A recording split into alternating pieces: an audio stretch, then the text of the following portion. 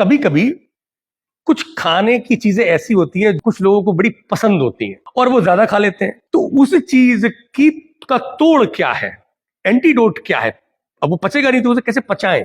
जैसे कदले च घृतम, कदली का मतलब होता है केला, बनाना। अब किसी को यदि केले बहुत पसंद है, उसने 10-12 केले खा लिए, अब वो पचेगा नहीं, तो उसके लिए पचाने के लिए थोड़ा सा 1 चम्मच घी खा ले तो केला पच जाता है। घृत पाक विधावपि जंभ रसः।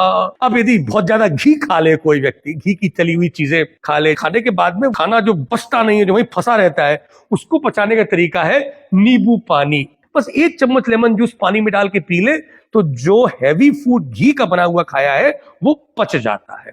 अब यदि ज्यादा नींबू पानी किया जाए, किसी किसी को लेमन जूस बड़ा पसंद है, अब बच्चे ने ज्यादा पी लिया, तो उसको कैसे ठीक करें। तद उपद्रव शांतिकरम लवणम, नींबू का रस से जो अपच है, बर्निंग यदि हो रही हो तो नमक का पानी पी ले। या बेस्ट तो यही है कि नींबू के रस में नमक डाल के यदि आप पिएंगे तो वो नींबू का पानी कभी भी नुकसान नहीं करेगा। लवणेशु च तंडुलवारी परम। अब कुछ लोग ज्यादा नमक खाते हैं, मैंने देखा है बहुत लोगों को नमक ज्यादा डाल के खाने की आदत होती है। ज्यादा नमक डालेंगे तो फिर वो जलन पैदा करेगा, तो उसमें क्या करें, चावल को उबाल के जो चावल का माड़ होता है, चावल का पानी, उसको यदि पी ले 50 ml, तो ज्यादा नमक खाने के कारण जो अपच हुआ है वो ठीक हो जाता है। बहुत इंटरेस्टिंग है आप लोगों के लिए। गोधू में कर्कटिका। अब शाम को रेस्टोरेंट में गए, रेस्तरा में जाकर के मेन्यू देखा तो रोटी, नान या आलू के पराठे, सब में गोधूम है। गोधूम माने गेहूं। अब गेहूं की बनी हुई जो भी चीज आप खाएंगे और यदि ओवर ईटिंग कर गए तो वो पचेगा नहीं, तो उसका तोड़ क्या है।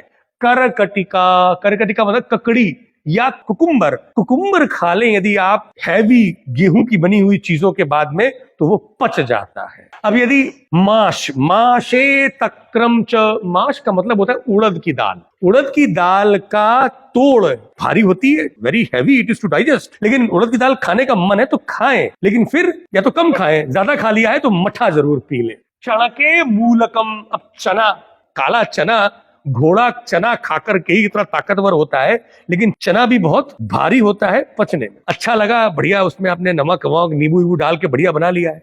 तो मूलकम चणके, ये जो मूली होती है, यदि मूली को पीस पीस करके यदि आपने चने को उबाल के उसमें मिला के खाए तो चना बहुत जल्दी पच जाता है, अपच नहीं करता, अजीर्ण नहीं करता है। आमलकम किल मुदगे। मूंग दाल जनरली पच जाती है क्योंकि वो लाइट टू डाइजेस्ट होती है।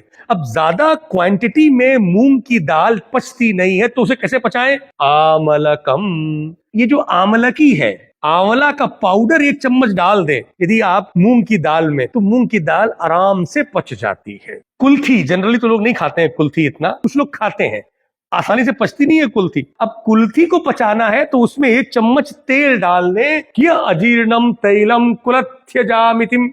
जो कुल्थी को यदि पचाना है तो आप तेल का प्रयोग करें। द्राक्षा मुकूल निकोचक सेवितम। निकोचक का मतलब होता है पिस्ता। पिस्ता लोग बहुत खाते हैं, पिस्ता है, बादाम है, ड्राई फ्रूट्स। अब पिस्ता खाएंगे उसको बोलते हैं निकोचक। यदि आपने, बच्चे ने या किसी ने ज्यादा अमाउंट में पिस्ता खा ली, खाता चला गया, एकदम गर्मी हो जाती है, एकदम नाक से ब्लीडिंग हो सकती है, तो क्या करें।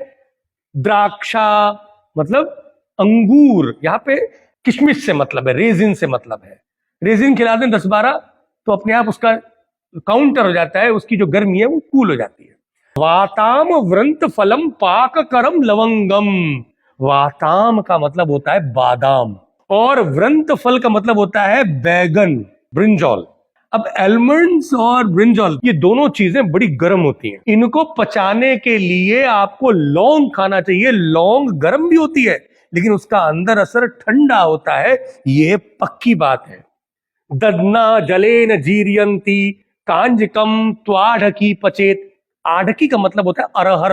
अरहर दाल यदि ज्यादा खा ले और पेट में जलन मचने लगे और भारीपन हो जाए, गैस बन जाए, मतलब दाल पची नहीं, तो क्या करें।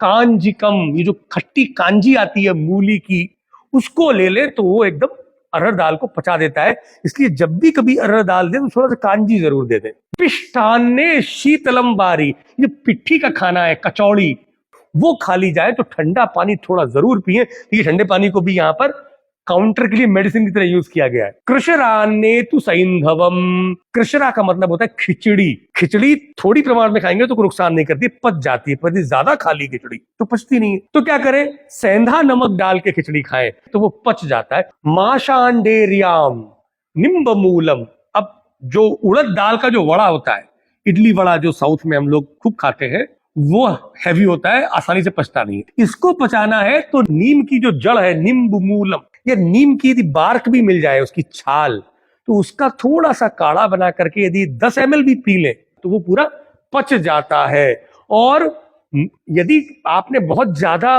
खीर खा ली, अब वो पचा नहीं, तो उसे क्या करें, उसके लिए मुदगयूश, मूंग की दाल का सूप बना करके थोड़ा सा पी ले तो जो खीर खाई है उसका काउंटर हो जाता है, अपच ठीक हो जाती है। तो ये एक बहुत secret part of counter antidote of अजीर्ण जो योग रत्नाकर ने अजीर्ण अध्याय में दिया है, ये मैंने आप लोगों से शेयर किया। Thank you so much. आगे और दूसरे चैप्टर के बारे में बात करेंगे।